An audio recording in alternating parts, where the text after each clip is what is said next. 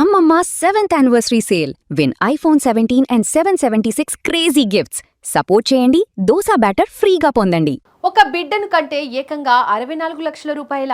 అది కూడా ఏదో కామెడీగా ఆషామాషిగా చెప్పిన మాట కాదు బాస్. 100కు 100% నిజం. మీ ఇంట్లో ఒక చిన్నారి అడుగు పెడితే చాలు, మీ బ్యాంక్ అకౌంట్లో 64 లక్షల రూపాయలు వచ్చి పడతాయి.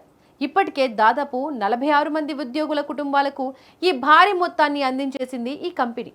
ఇంతకీ ఆ కంపెనీ ఏంటో తెలుసా? మనలో చాలా మంది ఇష్టంగా ఆడే పబ్జీ గేమ్ను తీసుకొచ్చిన ప్రముఖ సౌత్ కొరియన్ కంపెనీ క్రాఫ్టర్. అసలు పిల్లలను కంటే ఈ కంపెనీ ఇన్ని లక్షలు ఎందుకు ఇస్తోంది? దక్షిణ కొరియాలో అసలు ఏం జరుగుతోంది?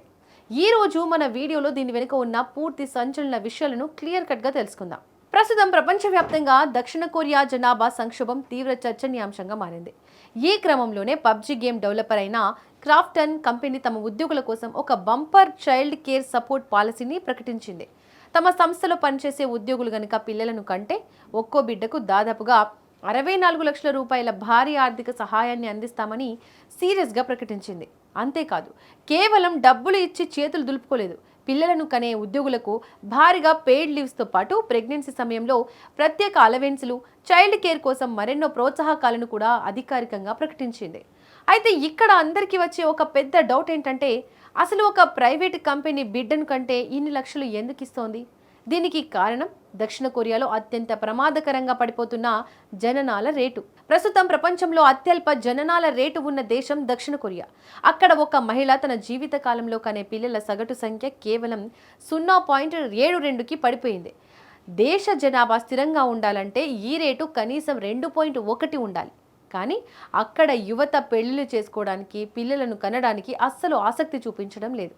ఇదే పరిస్థితి ఉంటే రాబోయే కొన్నేళ్లలో దక్షిణ కొరియాలో యువత తగ్గిపోయి దేశం మొత్తం వృద్ధులతో నిండిపోతోంది. దేశ ఆర్థిక వ్యవస్థ, ఉత్పాదకత పూర్తిగా కుప్పకూలిపోయే ప్రమాదం ఉంది. దీంతో యువతను ప్రోత్సహించే దిశగా అక్కడ ఈ స్కీమ్ పెట్టారు. అసలు దక్షిణ కొరియా యువత పిల్లలను కనకపోవడానికి ముఖ్య కారణం అక్కడ విపరీతంగా పెరిగిపోయిన జీవన వ్యయం. ఇల్లు కొనడం సామాన్యుడికి అందుబాటులో లేదు. అన్నిటికంటే ముఖ్యంగా పిల్లల చదువుల ఖర్చులు ఆకాశాన్ని అంటుతున్నాయి. ఇక్కడ కాంపిటీషన్ చాలా ఎక్కువ. పిల్లలను పెంచడం, వారికి మంచి చదువు చెప్పించడం ఆర్థికంగా ఒక పెద్ద భారంగా మారింది. దీనికి తోడు అక్కడి కార్పొరేట్ కంపెనీల్లో పని ఒత్తిడి చాలా ఎక్కువ. ఉద్యోగం చూసుకోవాలా లేదా పిల్లలను సాకాలా అనే గందరగోళంలో చాలామంది యువకులు పెళ్లిళ్లకు దూరంగా ఉంటున్నారు. అందుకే దేశాన్ని ఈ జనాభా గండం నుంచి గట్టెక్కించడానికి క్రాఫ్టన్ లాంటి దిగ్గజ కంపెనీలు తామే స్వయంగా రంగంలోకి దిగి ఇలాంటి భారీ ఆఫర్లను ఇస్తున్నాయి. క్రాఫ్టన్ కంపెనీ ఈ పాలసీని కేవలం పేపర్లకే పరిమితం చేయలేదు. ఈ స్కీమ్ ప్రకటించినప్పటి నుంచి ఇప్పటి వరకు ఆ కంపెనీలో పనిచేసిన దాదాపుగా 46 మంది ఉద్యోగులు పిల్లలను కనగా ఒక్కొక్కరికి చెప్పినట్లే 64 లక్షల రూపాయల చొప్పున కంపెనీ అకౌంట్లలో వేసేసింది.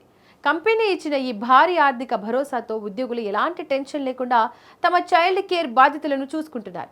ప్రైవేట్ రంగంలోనే కాకుండా దక్షిణ కొరియా ప్రభుత్వం కూడా జనాభాను పెంచేందుకు ఇలాంటి అనేక రకాల క్యాష్ ఇన్సెంటివ్స్, ఉచిత విద్య, హౌసింగ్ సబ్సిడీలను అందిస్తూ తమ దేశ భవిష్యత్తును కాపాడుకునే ప్రయత్నం చేస్తోంది.